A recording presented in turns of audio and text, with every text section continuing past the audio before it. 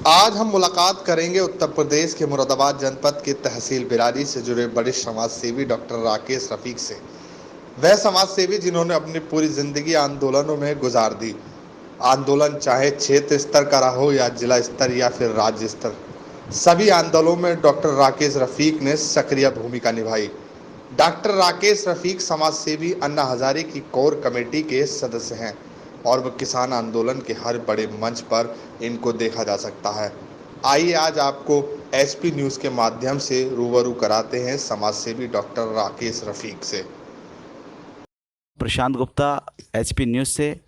आज हमारे साथ हमारे लाइव शो में जुड़े हुए हैं प्रसिद्ध समाज सेवी डॉक्टर राकेश रफीक साहब, जो कि बड़े बड़े आंदोलनों में, देश के हर आंदोलन में भाग लेते रहे हैं।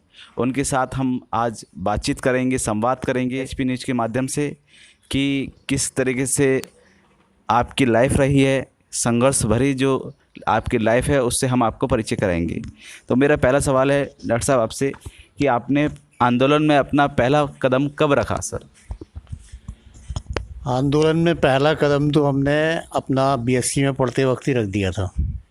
जब बिलारी में ट्रेन लेट आती थी तो उस ट्रेन को सही टाइम चलाने के लिए रोज़ पढ़ने वाले छात्रों ने मिल के एक बार जीएम नॉर्दर्न रेलवे का दौरा हो रहा था, उस ट्रेन को रोक दिया था अपनी बात कहने के लिए। तो ये पहला आंदोलन था जिसमें एक केस भी लगा हमारे ऊपर।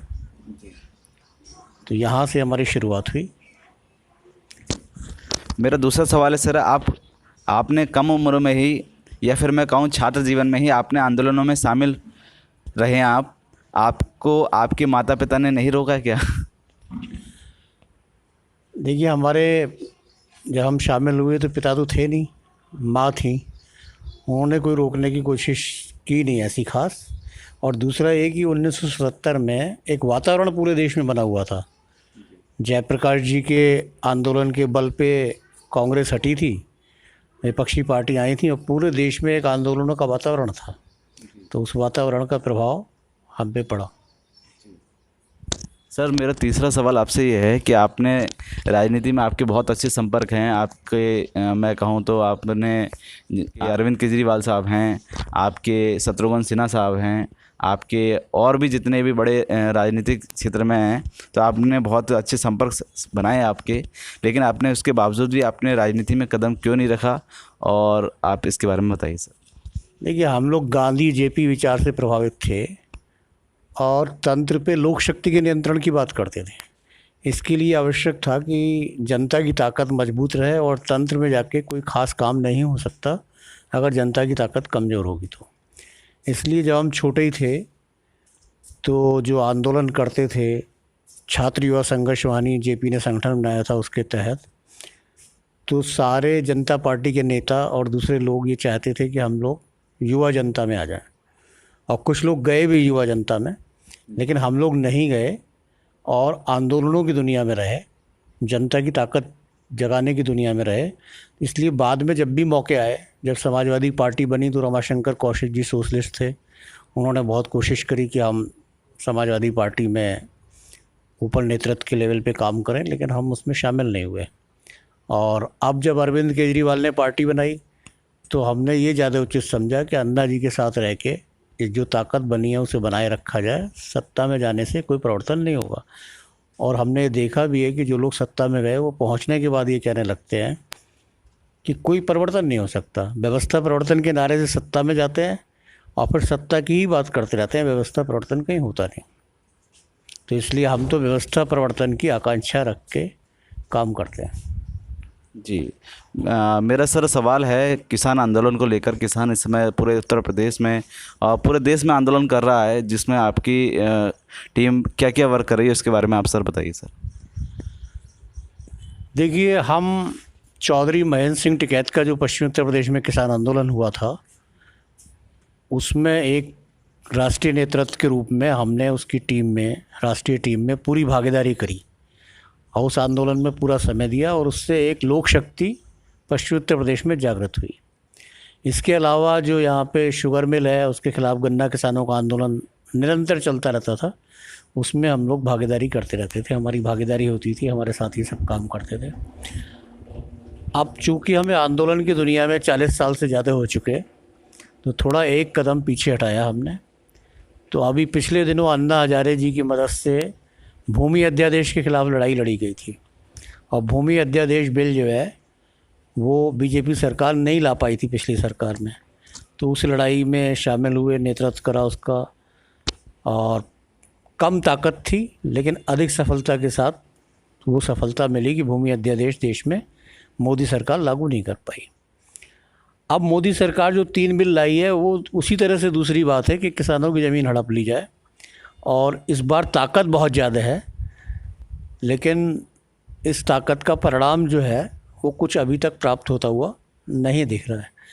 तो हम सीधे तो बहुत ज़्यादा आंदोलन में शिरकत नहीं कर रहे हैं, लेकिन हमारे जो साथी लोग थे वो इस आंदोलन में लगातार लगे हुए हैं और शिरकत कर रहे हैं। हम इसमें थोड़ी बहुत भूमिका निभाते हैं। बॉर्डर पर जाके बैठ गए, पुराने साथियों से मिल लिए, जो नेतृत्व है उससे बातचीत कर ली, लेकिन अभी डायरेक्ट नेतृत्व में नहीं है। जी,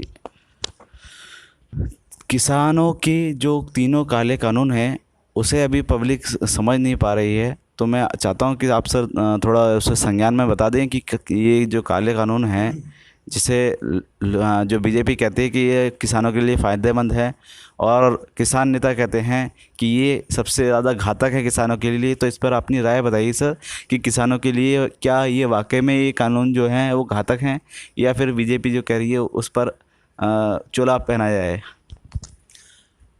देखिए, किसानों के साथ इस देश में जब से अंग्रेज आए तब से इस देश के संपन्न किसान जो है वो निरंतर गरीबी की ओर जाते रहे। अकाल हो गया, ये हो गया, लड़ाइयाँ हुई, किसान हमेशा लड़ते रहे, लेकिन उन्हें अपना राज नहीं मिला। महात्मा गांधी ने किसानों का राज बनाने की कोशिश की थी जब उन्होंने ग्राम स्वराज की बात रखी, लेकिन आज़ादी के बाद भी जो मॉडल बना वो उद्योग प्रधान मॉडल बना। इंडस्ट्रीज़ लगी, विकास के नाम पे सड़क बन गई, ये बन गई, वो बन गई। उसी क्रम में सरकार ये कोशिश कर रही है कि दुनिया की बड़ी बड़ी कंपनियां आके खेती की व्यवस्था को संभाल लें, वो अपना पैसा लगाएं और खेती से जो कुछ पैदावार हो उसका मुनाफा वो लूटें। और मेरा आखिरी आपसे सवाल है कि आपने देश में बहुत आंदोलन किए, अपने क्षेत्र में भी आंदोलन किए, तो उनमें आपकी क्या क्या आपको उसमें उपलब्धियाँ प्राप्त हुई, क्षेत्र को क्या उपलब्धियाँ प्राप्त हुई, आपकी क्या भागीदारी रही, उसमें आप बताइए सर। देखिए, मेन उपलब्धि तो यही होती है कि क्षेत्र हो या देश हो, जब बड़े बड़े आंदोलन होते हैं तो उसमें लोक शक्ति जो है उसके सामने तंत्र झुकता हुआ महसूस होता है, और उस लोक शक्ति के जागरण से लोकतंत्र आगे बढ़ता है। तो भारत में लोकतांत्रिक चेतना आगे बढ़ती है, ये बड़ा काम है।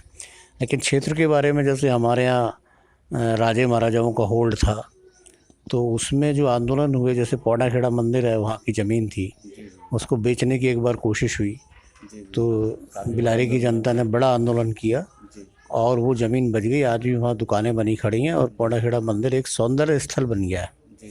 इसी तरह से अस्पताल की बात थी, बिलारी में अस्पताल नहीं था, तो बिलारी में काफ़ी संघर्ष करके, और मुलायम सिंह जी की जब सरकार थी, चंद्रविजय सिंह विधायक थे, तो पूरा जोर लगा के ज़मीन ट्रांसफ़र करा के फिर बिलारी में सामुदायिक स्वास्थ्य केंद्र बनाया गया। तो ये बिलारी की जनता के लिए एक ऐसी उपलब्धि है सामुदायिक स्वास्थ्य केंद्र कि यहाँ से गरीब जनता आज भी अपना इलाज करवा पाती है। तो ये उपलब्धि रही। तो ये उपलब्धियाँ आंदोलनों से ही हासिल हुई, क्योंकि ज़मीन ट्रांसफ़र का मसला, ये मसला, वो मसला, तमाम तरीके से संघर्ष करके ये हासिल हुआ। और देश के लेवल पे हमारी उपलब्धियां तो बहुत हासिल हुई हर आंदोलन से लोक शक्ति के क्षेत्र में, लेकिन अभी तक हम परिणाम प्राप्त नहीं कर पाए, क्योंकि जो लोग आंदोलनों के बल पे सरकार बनाते हैं वो सरकार बनाने के बाद आंदोलनों की दुनिया को भूल के और पूंजीपतियों की दुनिया में चले जाते हैं और उन्हीं के काम करते रहते हैं। ये अनुभव 1977 का भी था, ये अनुभव वीपी सिंह की सरकार का भी आया, जिसमें पूरा देश के किसान आंदोलन ने सहयोग करा, और यही अनुभव अन्ना के आंदोलन में आया, जिसमें अरविंद सरकार बना के बैठ गए और आंदोलन छोटा रह गया। ये थे हमारे साथ डॉक्टर राकेश रफ़ीक जी, जिन्होंने अपना कीमती समय अपने एचपी न्यूज़ चैनल को दिया, और मैं प्रशांत गुप्ता इसी के साथ विदा लेता हूँ। बहुत बहुत शुक्रिया।